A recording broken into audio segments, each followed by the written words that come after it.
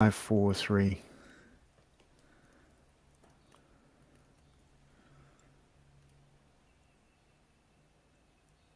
Here we go. So I'm expecting Simon to play the music.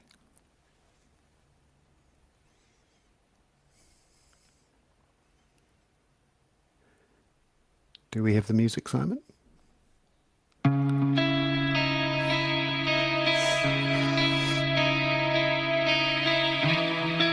Kia ora koutou katoa. Welcome to the Hoon, where co-host Peter Bale and I go around the week's news in geopolitics and Aotearoa's political economy with a whole bunch of experts, academics and politicians, all to understand our worlds better and have some fun.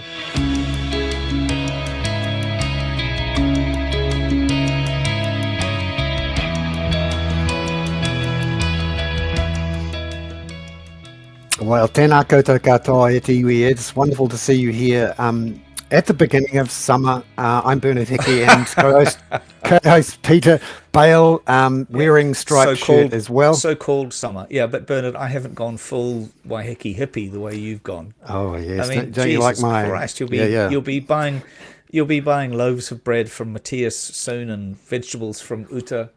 You know, it's just going to be... You've gone the full hippie.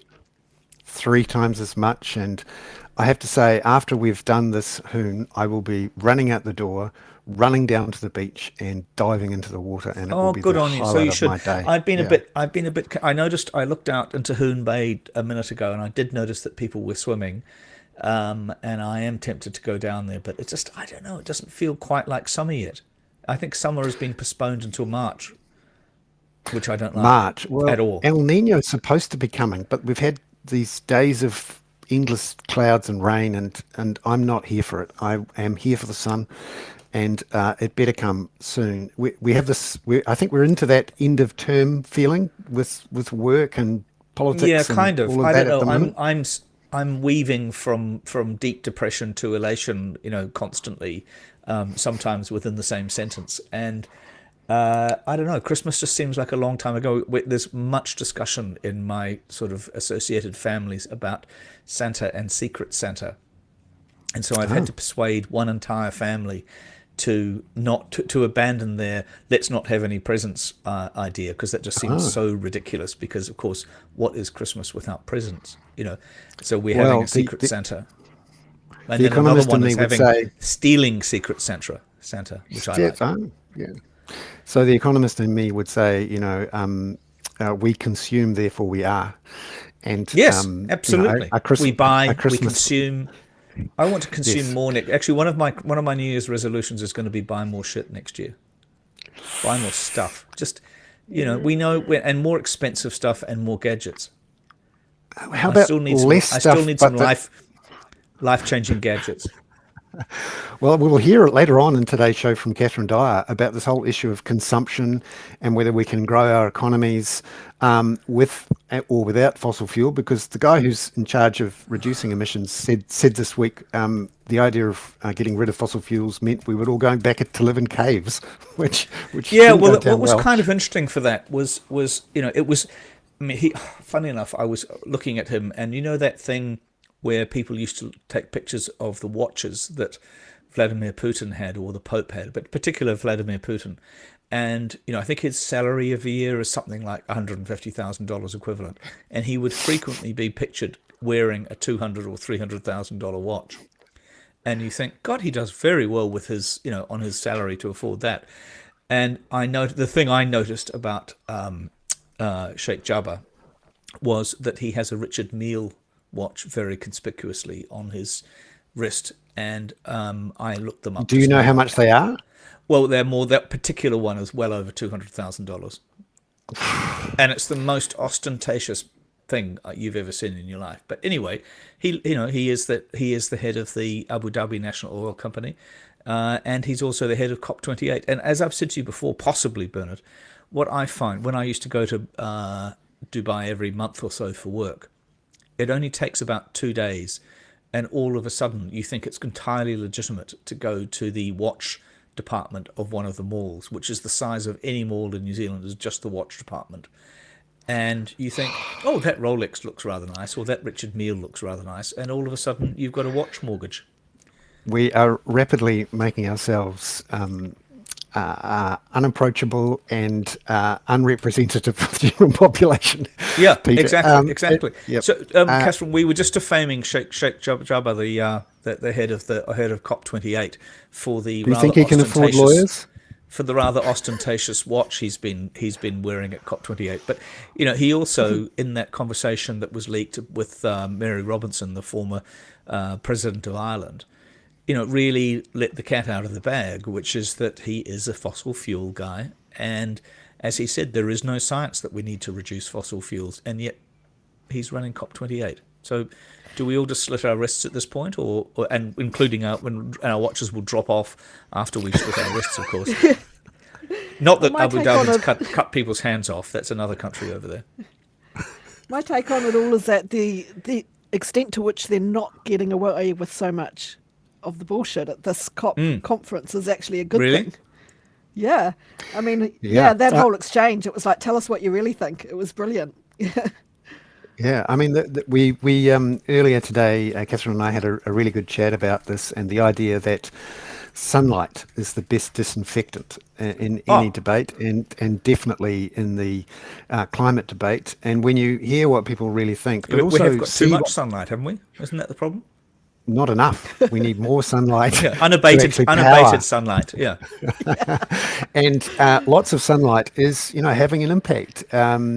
We talked about it in a bit more depth, and you can all listen and read that over at Catherine's weekly climate roundup. But just briefly, Catherine, on that sunlight, that more data, more exposure, it is having a bit of an impact, isn't it?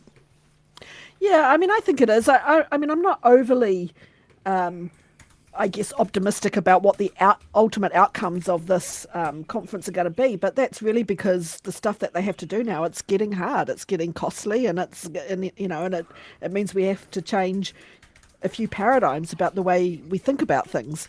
And I think that the first step towards that is getting more of this kind of really big truthiness coming out at these things is helpful for that. That's a word I haven't heard for a while. Yeah, real truthiness, and backed with data. And that's one of the interesting things that's come out of COP28 is Al Gore, he of the Inconvenient Truths, has gotten in touch with a bunch of satellite owners and AI developers, and he's now coming at everyone with the data.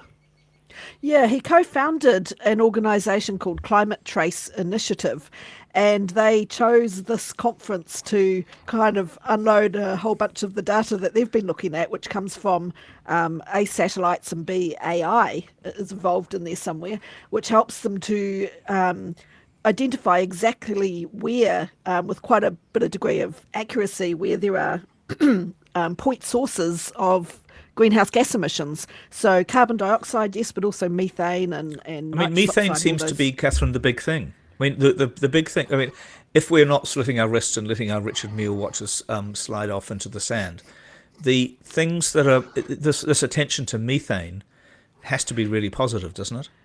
Yeah, I think there's two ways of looking at it. One way is that it's a distraction from actually reducing fossil fuel production. But also, on the other hand, it is, there is a real need to reduce the amount of leakage that's going on from methane and the flaring at oil and gas productions and all that sort of thing. And one of the things I'm suggesting is that this satellite data coming out that everybody can go and look at, and we've got a link to it in my roundup this week, so you can actually go online and have a look for yourself at where the point sources of greenhouse gas emissions are in your neighbourhood. Like it goes down to a really detailed level. I think that level of I don't know to know where the methane sources are in my particular neighbourhood, actually. Thank you. But yeah. But in New Zealand, we do, Yeah, that amount of information about particularly methane leakages in oil and gas production facilities, because for a long time, this goes back to your story about gas, natural gas being a bridging fuel. If the amount of leakage from pipelines and all of the, production plants and all that sort of thing gets above something like 3% of total production, then that makes it more polluting than burning coal. Yeah. And so there Yeah. have been a whole series of investigations where they've done sampling and looked at different bits and said, oh, it's quite high.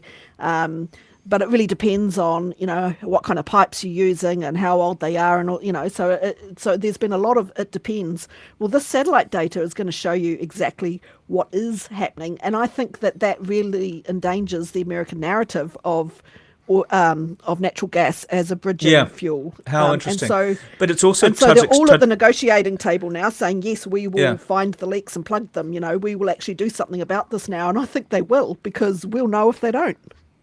Yeah, it was so interesting also because it's come partly out of that discovery that Tajikistan was doing A, lot of flaring, and B, that its valves were not terribly good. And I noticed the other day, presumably from that Al Gore group, that Libya, which is essentially a failed state but still producing enormous amounts of oil, is the biggest emitter per ton of oil extracted of methane, partly because presumably it hasn't had any investment in its oil infrastructure. But I mean, what seems to Also, happen, UAE, like Norway, they found huge. UAE was flaring daily from their flaring methane from their production plants every day, even though they had committed previously to Yes. reducing by 30% or something by 2030. So, and they hadn't really done anything. And I think that the threat that was all going to come out in the wash with all of this data coming out has got them to the table. Yeah. And Norway, of course, weirdly doesn't flare much anymore, and has been not flaring for a very, very long time to keep this in control. What happens to the methane if you don't flare it, though? Do they just turn it into more gas, but do it at some expense? Is that the trade-off here with methane?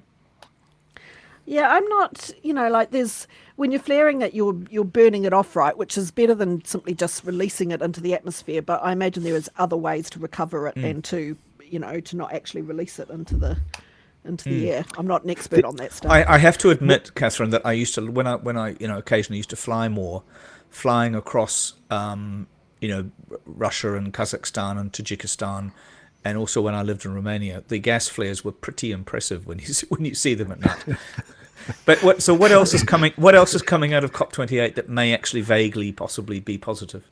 Well, one of the interesting things just on that methane issue is that there was a big agreement where 50 of the oil majors said they were going to reduce their own company emissions, not necessarily the emissions from the oil and gas that they're drilling and selling. But the one thing that was missing from that methane discussion was cows. And one of the interesting things about the Al Gore climate data initiative is that it can't go down to the individual cows, but it can go down to really big sheds full of cows and entire regions like South Canterbury full of cows. And New Zealand might get a bit of a shock when this satellite goes over a few times. Yeah. And we all dial up the numbers and see, oof, not only is there water in South Canterbury, which we have to think about drinking, but the air might be full of methane. I don't think that I don't imagine that the methane from cows burping in the air is going to be an issue problem, for breathing. no. But yeah.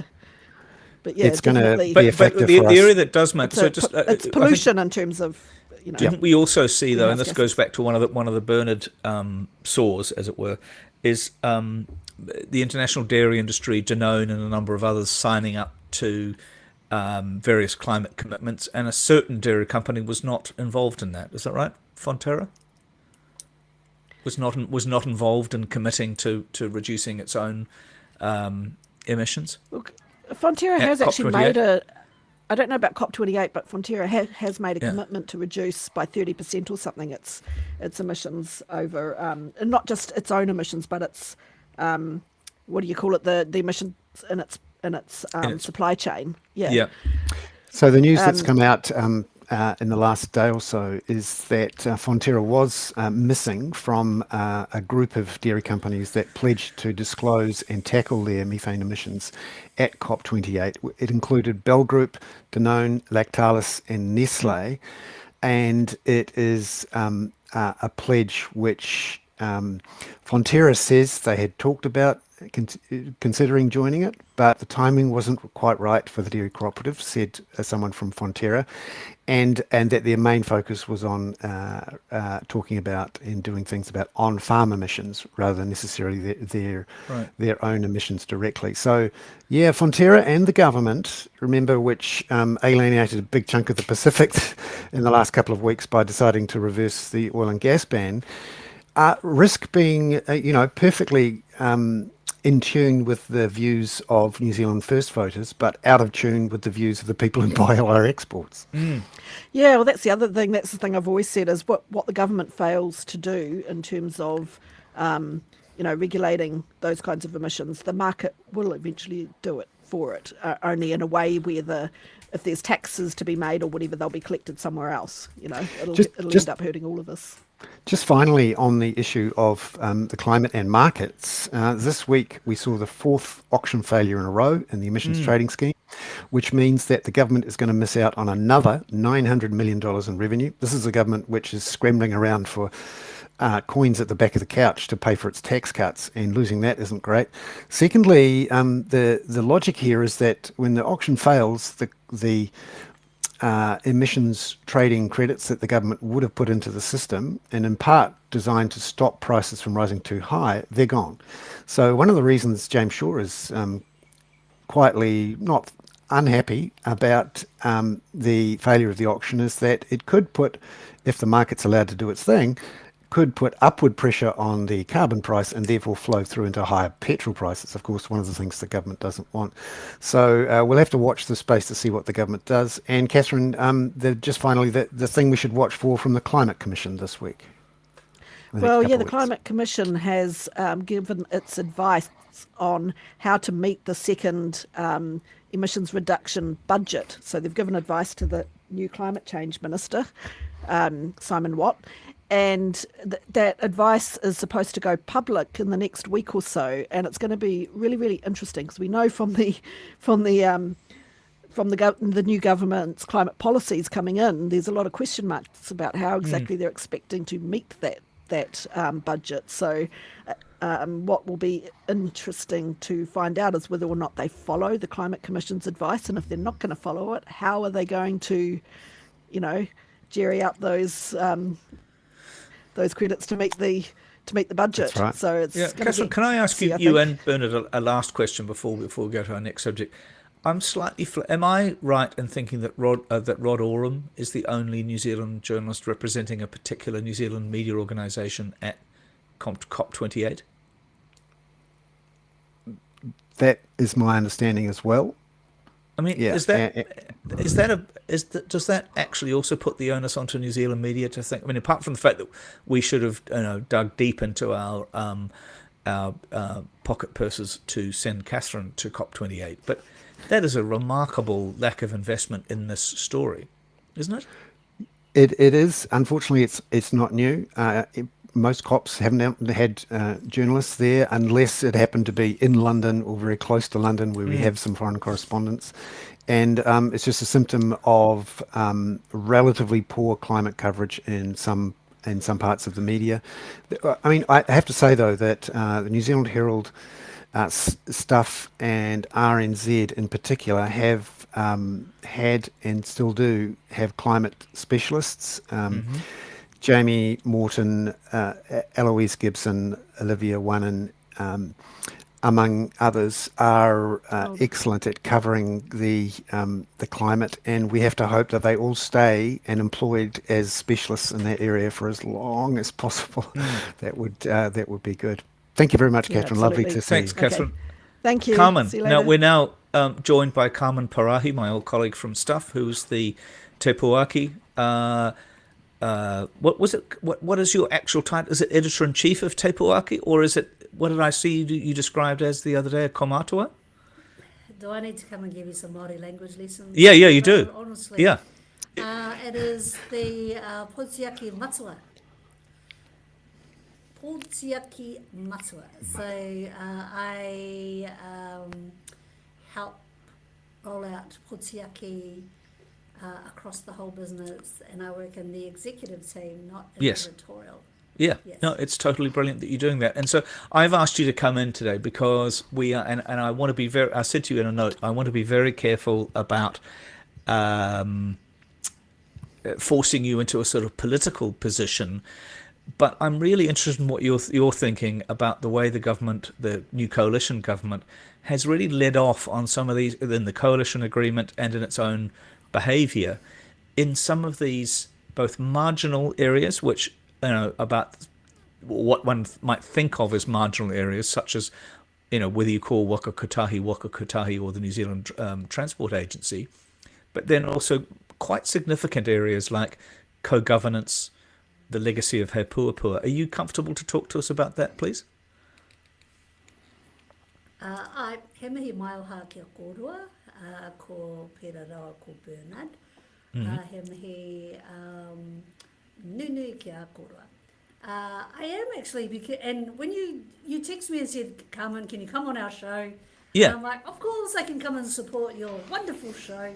Yeah. That millions of people listen to every week. Because You'd be surprised.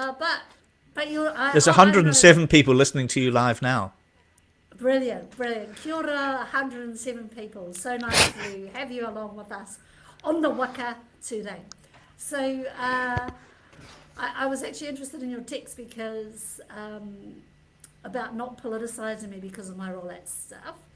And it made me laugh because, one, I work in the media and I've always got something to say about politics from a media perspective, Yes. from a staff perspective. And two, I am wahine Māori, and I have always been told that being Māori is being political. Yeah. Because we as Māori have been politicised forever. From the first laws ever made in this country, from Te Tiriti o Waitangi, you will see Māori people in the political spectrum of this country. Yeah. It's more. What I was trying to be careful of, Carmen, and I will always be careful of I this know with what you. you're trying to say. Is there's two aspects here. Is one, if you're in a one of those aspects of diversity, whether it's at work or even in this kind of context, is that it should not necessarily be the only representative of a minority group or of a group who has to represent that diversity. We both know that, but also I don't want to push you into a kind of party political position when you have an incredibly important journalistic role. But what do you think about this? I mean, we've talked on the show before, not necessarily with you, about what I've thought of as the grumpy Pākehā vote that Winston and ACT have vacuumed up, and I'm allowed to say that because I'm not a proper working journalist like you. But they've chosen some real culture war kind of little buttons, like we saw that. Remember that video of Christopher Luxon in Nelson, I think it was, with a bunch of people with grey hair, and of course I admire people with grey hair, all saying, "Why don't what is the health ministry called now?" and so on. What's your sense of why they've chosen these small button issues, but they're hot buttons for a number of people? Well, one, you could ask whether they actually have any ideas or innovation to take us forward, because a lot of the policies we're looking at are quite backward looking. The country has been progressing along a kaupapa, whether it's, and it's not about Māori rights or te reo Māori, it is actually just progressing as a cohesive society, a country made up of an indigenous group, made up of different ethnicities and multiple cultures. And so to move forward as a country, you have to have vision and innovation and think about progressing the country. So a lot of the policies we're seeing at the moment seem quite backward. More so, our government, and I have no political ties to anyone. I'm a journalist, and so I just speak from a very generic perspective about all things political. But the fact that you have to take things back and spend money has already been spent to progress a bilingual title. Money has already been spent to figure out whether we want bilingual signs around the country.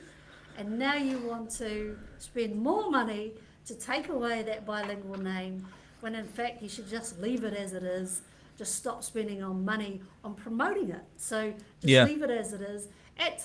We are called Stuff Group. We were Stuff, and now we're called Stuff Group. And so now we're going to we call ourselves Stuff Group. But we are also Te Puna. So we have a bilingual name, Te Puna. I think I prefer Te Stuff Puna, Group. actually. Yeah. And we use it interchangeably. So Te Puna or Stuff Group. We use our names interchangeably. Why waste taxpayer dollars, millions more dollars, are wasting time and money on changing the names of Waka Kotahi, which I really like, actually. I'm like into Waka I've gotten Kotahi. used to, since coming back to New Zealand, I've really gotten used to it. I'm perfectly comfortable with it. The health authority took me a little longer. Bernard, you're just sitting there itching, I can see. Yes. Well, I'm on board with Te Putia Matua. Great use of the word shepherd or someone who's looking after things. The money, the organisation looking after the money. That makes sense to me. Is that the Carmen, Reserve what did Bank? you see? Yes, yes, Yeah. yes. And I think Adrian Orr has been one of the leading figures in the machinery of government. And I actually think the centre-right, I suppose you could call it, National Act, New Zealand First,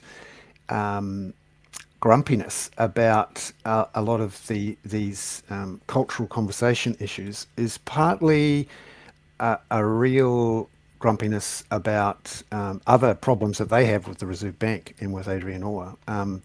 But then again, that's me as a monetary policy, fiscal policy nerd. So this thinking is about the world whole, through that as lens. Adrian. I mean, I don't want to use the W word, in which in this case I mean woke, and I'm not going to go there because I am exhausted by the misuse of that word.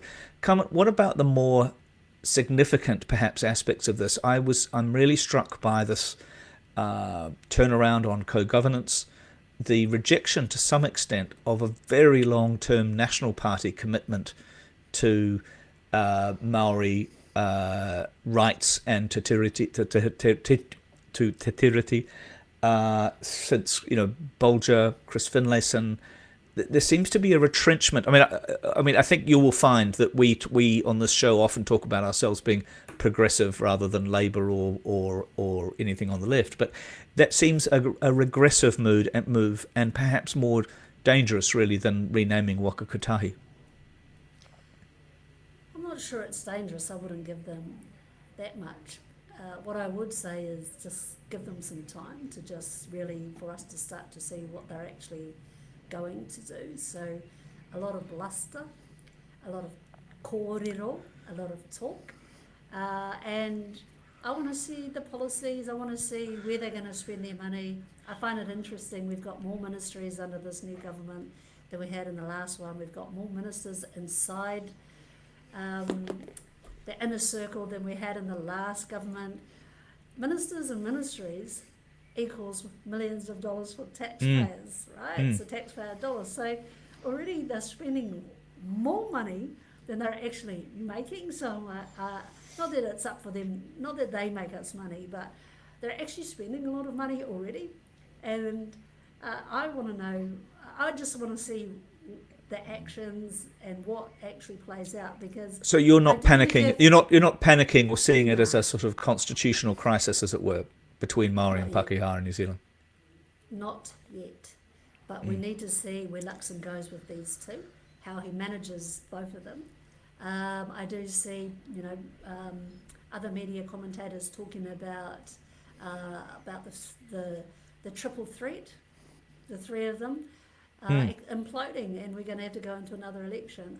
We're not there yet, but I do think we do need to give Luxon a chance to see what he can actually do in the first 100 days and see what those actions are. But what I will say, also, one thing I do want to say is that it is not up to the government to tell Māori how to be Māori.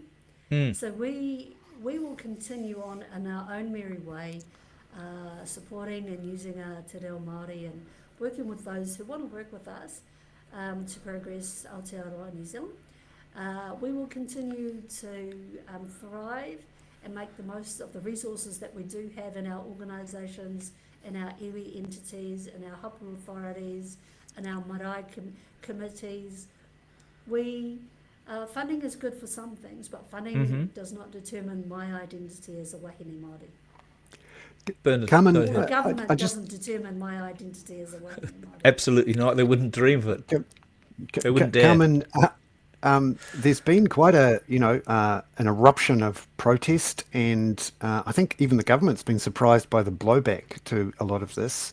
Christopher Luxon said a couple of days ago he thought it was unfair, but there's an excellent cartoon that was published in Stuff Papers yesterday from Murdoch, Sharon Murdoch, Yes. which really for me captured the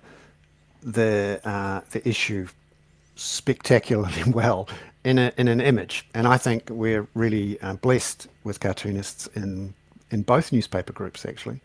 The picture, and if you haven't seen it yet, please go out and buy a Stuff Paper Great idea, to look at it. Bernard, yes. Yeah, it is the most beautiful picture of the three amigos looking at a tsunami-like image, which is the flag coming down on them, and them saying it'll die down. Do you think it will die down? No, it will ramp up until we start to see what their actions are. So,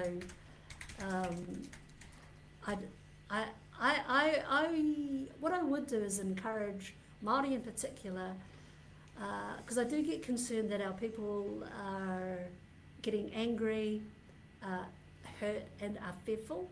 So this is actually about fear, because we've progressed so far, so much in the last few decades, that it hurts us to be told that Māori language is of no value, therefore all of your cultural practices that relate to Māori, te reo Māori, are also of no value. So that sort of policy, which is actually racist, because there is no other way of, what do you call a policy that would take away your English language away from you, Bernard and Peter? Some people would say I should have my language taken away.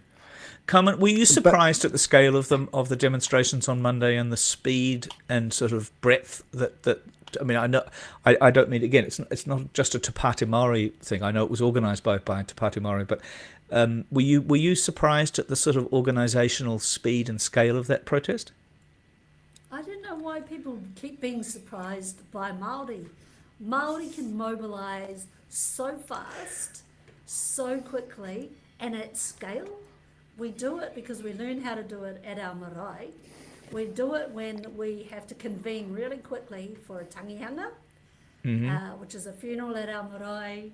We did it during COVID. All of our people on our health groups went out, and iwi groups really quickly. They set up the roadblocks, they set up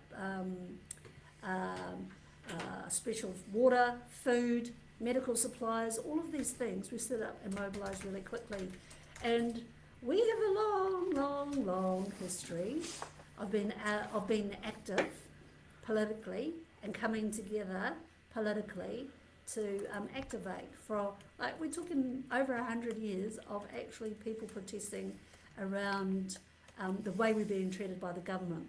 So it's been successive governments over 180 years about how Māori have been treated. So Māori would protest by actually going to visit Te Queenie Wikitoria, so the Queen, Queen Victoria and the Crown. Always we went either go straight to the Crown or we go straight to government. We have really long history of our leaders writing letters, creating their own news media to actually protest against the way we were being treated. about land confiscations, Yeah. about land being taken away. So, and Carmen, and so forth. you were very sanguine about that, and you said, let Luxon get through his 100 days. Let's see how they go. What are the triggers that will worry you? I mean, it is interesting that National has agreed to let the Act idea for a referendum at least go to a select committee. The new Attorney General is talking about differences in approach about co-governance. What will be the triggers that will worry you? When they start to demand that change happens within our court system, in our legal system, in our court system, that should actually trigger everybody because they have no business doing that. But also how they roll out Te Reo Māori use. Already I've been told yesterday that official documents coming out of ministries, there is not a kia ora, not a single Te Reo Māori word on there, which is weird because everyone uses kia ora today, right? Today they do, yes, exactly. Yeah. For everyone uses it. It's not a big deal. But when those things start to accumulate over time, then we will know where they're going. But those protests will continue to build, and so they should. But at the same time, let's see what Luxon is actually going to do, how he's going to manage these two, and how he's actually going to give New Zealand some progress and some confidence, give our business sector confidence, give our economies confidence, and give our people confidence that actually they are the government that will continue to move us forward. If they're not, then we have every right, Māori, non-Māori, to actually protest them being there because they should be progressing the whole of Aotearoa New Zealand, not just for Māori, but for everyone. God, you're so Carmen, eloquent. it's I'll been vote wonderful. for you. Yeah. I know I don't have to vote for you yet, but I will. Thanks so much, Carmen. I really appreciate you doing. We really appreciate you doing this. I mean, I'm always cautious about using you as a spokesman, but you're so eloquent in this, and I feel I feel more comfortable about you doing it than me sticking my neck out. Which is not to say that I'm not entirely happy to stick my neck out in all sorts of areas, but thank you so much for doing that. Bernard, do you want to say something before? Yes. Cindy, Carmen, I'm just on Carmen, Zoom. Can we thank you leave very it for much. a few minutes? I'll be free after 6. Thank you. Bye. Carmen. Bye. Thank you very much, Carmen. It's been wonderful. Thank you. Thanks so much, Carmen. Talk to you soon. Okay, see ya. Thank you. Bye-bye. Robert, you handsome devil. I thought everybody knew that you had to be undisturbed between 5 and 6 every Thursday. How are you getting on? I fine, but I can't see you guys. Oh, really? We can see you. Okay. We can see Bernard or yes, Simon yeah, may I have can a see you fix. now. Yeah. So, Robert, how are you getting on this week? It's been a fairly extraordinary. I wrote something this week about Netanyahu just pushing on. There's determination to push on. He's really stretching some of those alliances that Israel has long had, isn't he? Pushing them to the limit. He is, and of course the Americans have laid down apparently some at least 4 red lines, which I think we previously discussed, and the Netanyahu, nevertheless, American concerns, growing concerns, has not yet reached the point where it interrupts their flow of arms to Israel. Yes. And through the eyes of, I think, many third parties, America is speaking out of both sides of its mouth at the moment. And so it's expressing real concern about the civilian losses in the Gaza. We know that the Palestinians, according to one source, are now losing about 266 civilians a day, which is appalling. And I think the pressures are really mounting now on the Biden administration. There's clear signs of unease within both the military establishment in the United States and I think increasingly within the Democratic Party. So yes, Netanyahu is pushing in, because as we discussed before, the thing that's difficult to disentangle about this situation is to what extent Netanyahu's determination to continue is driven by his own concern about political survival. Yes, exactly. While this conflict's going on, his corruption he's trial has come deflecting back some into frame. questions, Yeah. It's such an interesting set of problems. I mean, I feel bad having even raised 3 or 4 weeks ago, the whole idea that this, that a truly brave leader would use this as a way to go to a two-party, two-state solution. But that whole idea is not realistic with Netanyahu, it seems. Well, it's not with Netanyahu, but Israel faces very tough choices. I think what's happened in the last 8 weeks has confirmed what many of us knew at the beginning, that there's no military solution to this problem. And if you then concede that is true, that even if they eliminate Hamas, which they won't, but even if they did, that would not solve the problem, because there are lots of civilians killed whose remaining relatives will be dedicated to getting some sort of revenge. So they have to find some sort of political initiative. And I think Israel's going to have to make some very painful decisions, which have effectively been postponed since Oslo. And it won't be Netanyahu, because I don't think Netanyahu's going to survive very long. Clearly the families of the hostages are extremely upset. But there's also the fact that he regarded Hamas as a strategic asset, and was quoted as much, in the media. To offset the Palestinian Authority. Well, to actually prevent the prospect of a two-state solution. One of the reasons the two-state solution hasn't been made much progress is because of Mr. Netanyahu's determination to avoid it, and he fell out with Mr. Rabin before he was assassinated over this whole question. So it is interesting that existential threat that Israel feels could actually be, to some extent, created by Mr. Security. That the existential threat is brought on by your I'm sure there will be voices within the. I mean, Israel is a diverse society. I mean, there's been some really brave people speaking out at a time when many Israelis are giving Mr. Netanyahu the benefit of the doubt. Gideon Levy is one of them, who works for Haaretz, but there are a number of other people, and they are basically questioning his strategic judgment. They are saying, actually, are you making Israel more secure by what you're doing? No, you're not.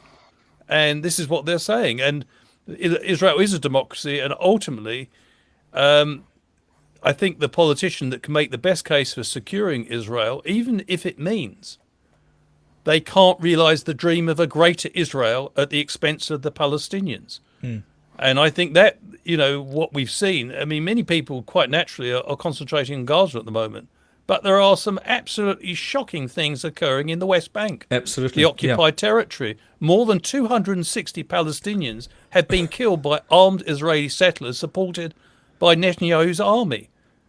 And the Americans are now sanctioning, and this looks a bit like a slap across the wrist. They're sanctioning the families. Yeah, but voices are developing in the United States from AOC and others who are saying, actually, why are we arming them? Why are we giving arms to people who are, acting in illegal fashion? Particularly when at the same time, Biden is having to tell the Ukrainians that they're going to run out of funds by the end of this year to send arms to Ukraine. And it's interesting to see the likes of Josh Paul, a US State Department official who resigned over this a couple of months ago, coming out and challenging the government on the US government on just how much materiel and arms are going to Israel, which are then being dumped on Gaza.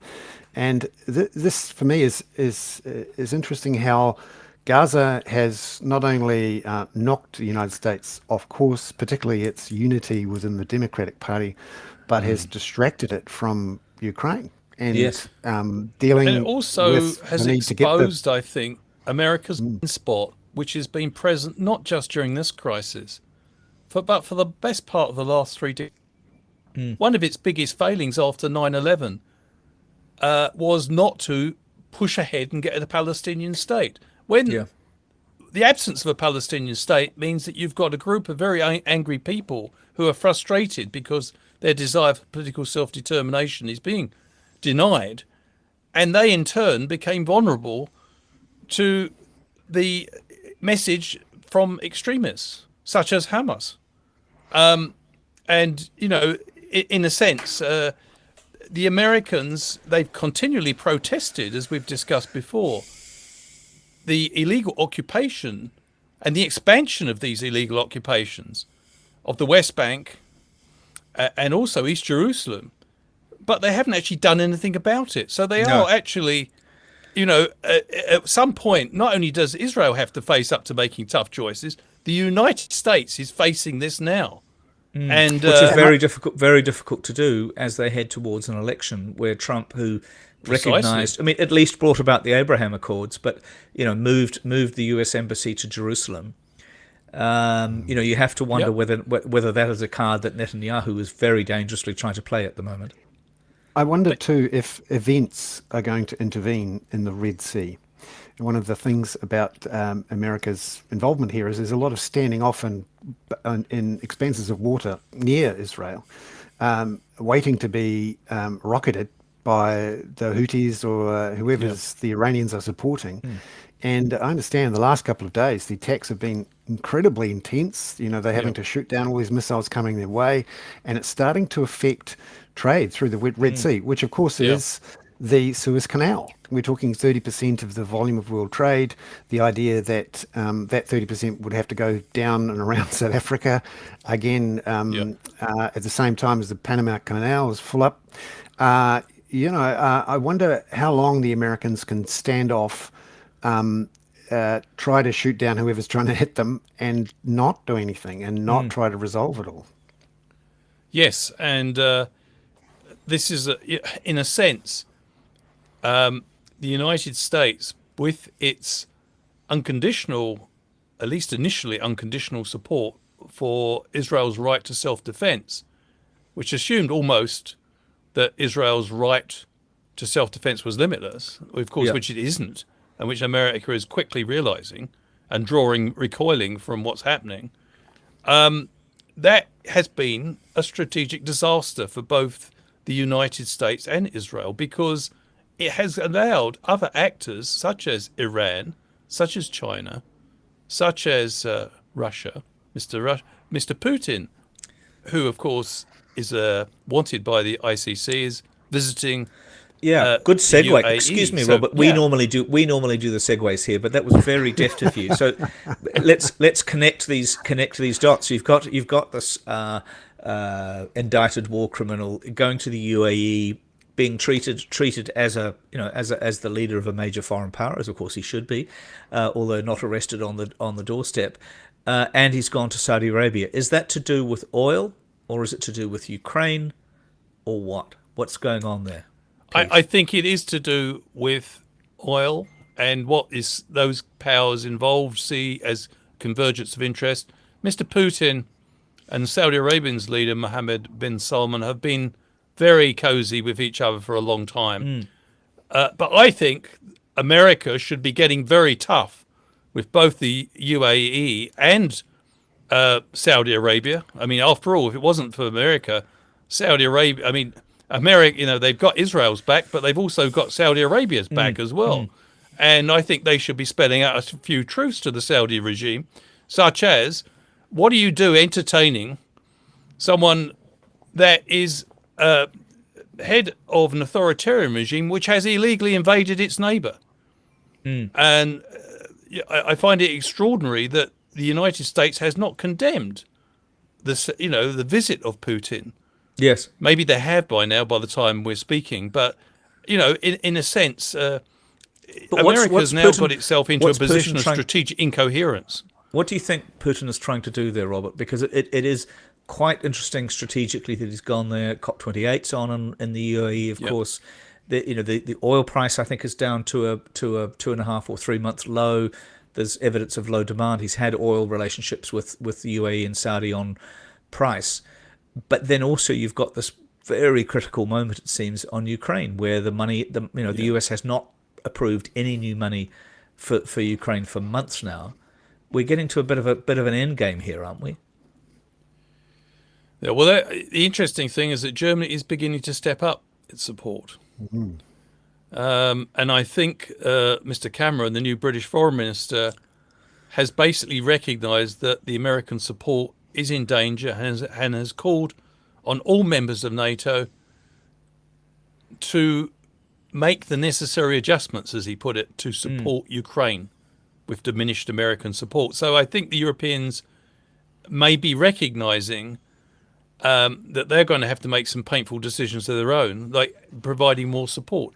We also understand that Mr. Peters, the new foreign minister of New Zealand, has indicated he's not averse to increasing support for Ukraine, including, for example, those armoured personnel vehicles, the LAVs, which we apparently denied to the Ukrainians under the previous government. Yes. So, in a sense, yes, America's support may be, because of domestic politics, at risk for Ukraine, but it's not all is necessarily lost, particularly if the Europeans and other countries, including New Zealand, step up.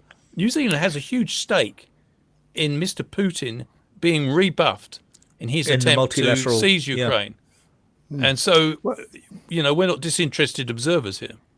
So what did you think, Robert, of the first week or so of the Foreign Minister, and not only his views on AUKUS 2, whether New Zealand should join that, but also the parliamentary motion today calling for a ceasefire and a two-state solution? Yes, well, that's... I wasn't privy to that, so that just happened this afternoon. Well, I'm pleased that's happened. Because I think New Zealand really did have to come out and demand a lasting ceasefire. And I think it's very important. New Zealand, we're a country which, the country's founded, it's a settler nation. It's founded on the notion of a treaty between the settlers from Europe and the indigenous Maori.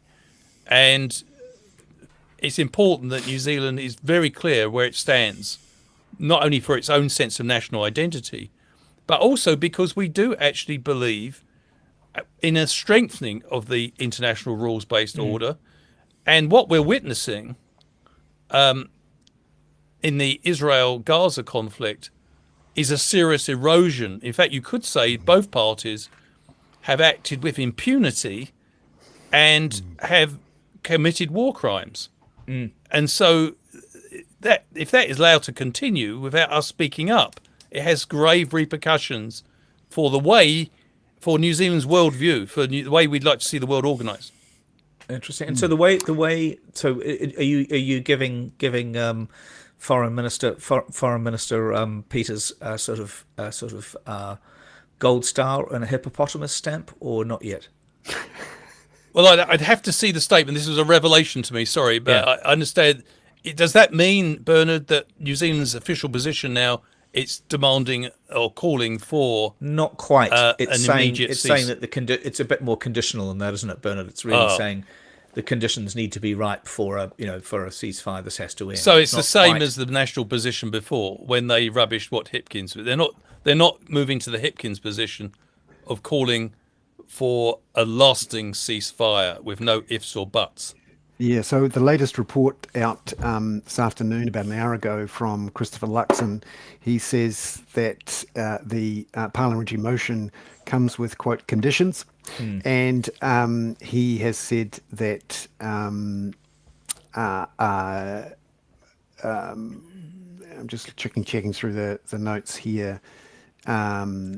He was asked by Chris Hipkins in Question Time this afternoon about why the government didn't go further in its ceasefire stance. And he said... It's still a bit conditional. Yeah, he'd like to see a sustainable ceasefire, but actually it requires all parties to actually make the conditions to make that happen.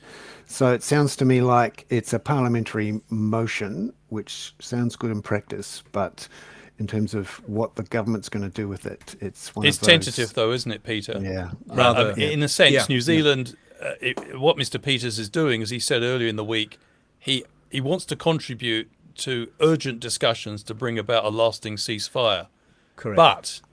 But New Zealand needs to lead by example, declare that it wants a lasting ceasefire, and then work actively in diplomatic terms with other like-minded countries, such as Ireland and the Scandinavian countries, to try to bring this about.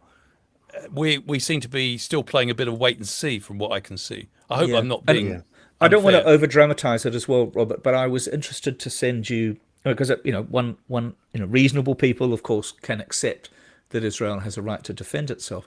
But I sent you a piece Yeah. today from the Financial Times noting that the Yes, destruction in I read northern it with great Gaza, interest. Thank you. is of 68% of buildings have been destroyed, and that compares with 61% in Cologne and 59% in Dresden during World War II.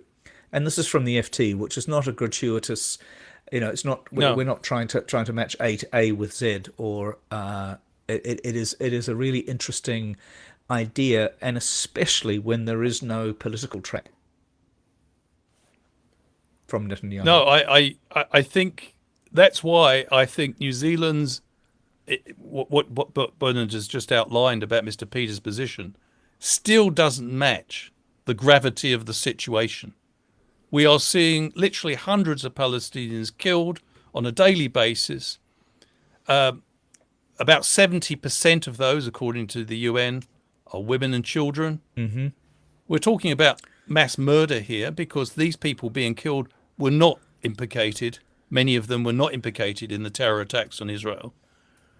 We are seeing about close to 80%, 75%, according to the UN, of Palestinians being displaced from their homes.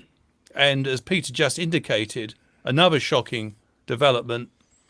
It wasn't quite the figure that's quoted in the FT. I read that figure from satellite sources that about 50% of the entire residential buildings in the country have been seriously damaged or destroyed in about 8 weeks.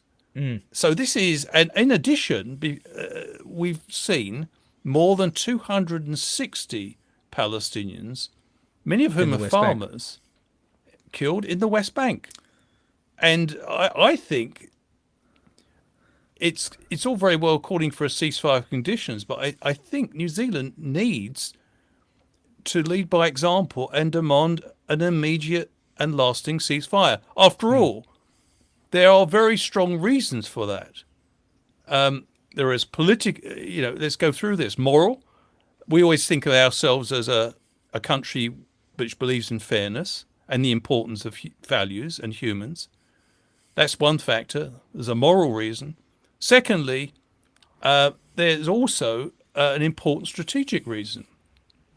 Mr. Netanyahu has applied ever more quantities of military force, and yet the evidence suggests that Hamas have not been eliminated, and what's more, they actually may be being politically boosted certainly by politically.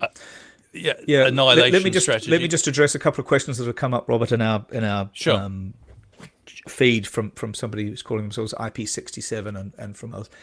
And I do get this. I mean, there is no doubt that Hamas is a terror organization, that the tunnel network and the resources that they've devoted to protecting themselves and creating these tunnel networks are a disgrace, in a sense that they, had that ingenuity and resources been devoted to improving the lives of Gazans.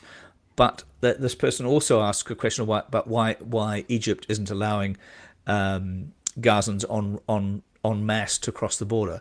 And of course, the point of that partly is they don't want them. They don't want 2 million Gazans suddenly arriving. Yeah. But also that is to do the bidding. That is to participate in the mass displacement of a particular racial group, which takes you very dangerously towards aspects of genocide law. Correct?